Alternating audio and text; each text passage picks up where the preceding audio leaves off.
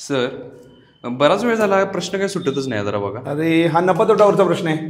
बघा, नफा तोट्यावरचा प्रश्न, सगळेजण लक्ष द्या. काय प्रश्न आहे? 10 रुपयाला 5 संत्री खरेदी केल्या आणि 15 रुपयाला 6 संत्री विकल्या, तर या व्यवहारात शेकडा नफा अगर तोटा किती झाला? नफा तोट्यावरचा प्रश्न आहे. बघा, सुरुवातीला काय सांगितलंय? 10 रुपयाला 5 संत्री खरेदी केल्या, म्हणजे इकडे काय लिहिलेत? रुपये, आणि इकडे काय लिहिलेत? संत्री.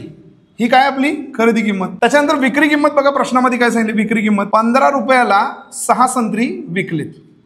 इकडे आहे खरेदी किंमत, ही आहे विक्री किंमत. बघा, हा प्रश्न सोडवताना आपण काय करणार आहे? एक भन्नाट ट्रिक वापरणार आहे.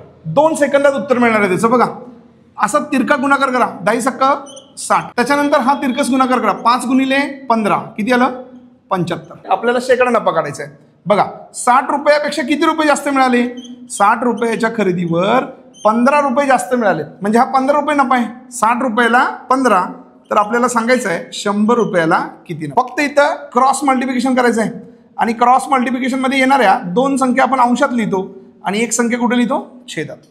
आता फक्त याला संक्षिप्त रूप द्यायचं आहे. 15 × 15 आणि 15 चौक 60. आता 4 ने वरती भाग द्या, 4 × 4 आणि 25 चौक 100. किती आलं उत्तर? 25. याचा अर्थ या व्यवहारात शेकडा नफा किती झालाय? तर 25.